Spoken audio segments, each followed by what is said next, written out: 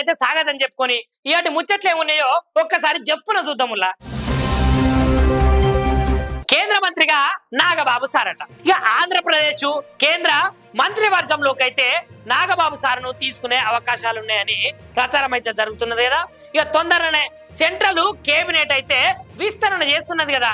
దీంట్లో భాగంగానే ఆంధ్రప్రదేశ్ లో కూడా కూటమి ప్రభుత్వం నుంచి అయితే ఇద్దరైతే పోతారట. ఒకటి జనసేన పార్టీ నుంచి తప్పకుండా నాగబాబుని అయితే ఫిక్స్ చేసే అవకాశం ఉన్నదట. ఇక ఆ పార్టీకి సంబంధించినటువంటి నాయకులు అయితే అంటున్నారు. ఇక మళ్ళొక సీట్ అయితే టీడీపీ నుంచి ఇస్తారని చెప్పుకుంటున్నారు. ఇక సీఎం చంద్రబాబు సార్ అయితే ఢిల్లీ పర్యటన ఈ అంశం మీదనైతే క్లారిటీ ఇచ్చే సమాచారం అయితే కనిపిస్తున్నదిలా. ఇయాలనైతే తెలంగాణ కేబినెట్ సబ్ కమిటీ భేటీకి deputy CM Bhatti Vikramarka sir అధ్యక్షన అయితే సచివాలయంలో కేబినెట్ సమావేశం అయితే జరుగుతుందట. ఇక రాష్ట్ర ఆర్థిక స్థితిగతులను అయితే బలోపేతం చేసేందుకే కేంద్రం నిధులు పరోక్ష పన్నుల మీదనైతే చర్చించాలనుకుంటున్నారట వాళ్ళు. ఇక ప్రజల మీద భారం లేకుండా ఆదాయాన్ని పెంచే మార్గాలు, 6 గ్యారంటీలు అమలు, ఇందిరమ్మ ఇల్లు, ఖరీఫ్ సాగుకైతే ఖచ్చితంగా ఉండాలని సమీక్షించబోతున్నారట సార్. ఫోన్ ట్యాంపరింగ్ విషయంలోనైతే వాళ్ళనైతే తప్పుపడుతున్నదట ప్రభుత్వము.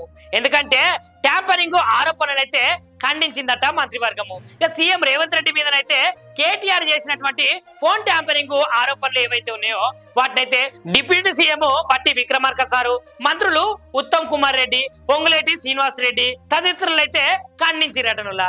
ఎందుకంటే ప్రభుత్వము ఎట్లాంటి ట్యాపింగ్ చేయలేదు. గట్లనే కేటీఆర్ దగ్గర ఏదైనా సమాచారం ఉంటే పంపించాలి కదా, మరి ఎందుకు పంపిస్తలేడు?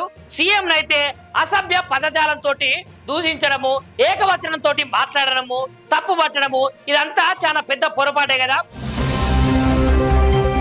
ఇగో గీయుల్లా ఇయాటి నేటి వార్తలు మంచిగున్నాయి అనుకుంటా గానీ మళ్ళీ ముచ్చట్లతో అయితే మళ్ళీ మీ ముంగడికి వస్తాను. శనార్థి మరి ఉంటా.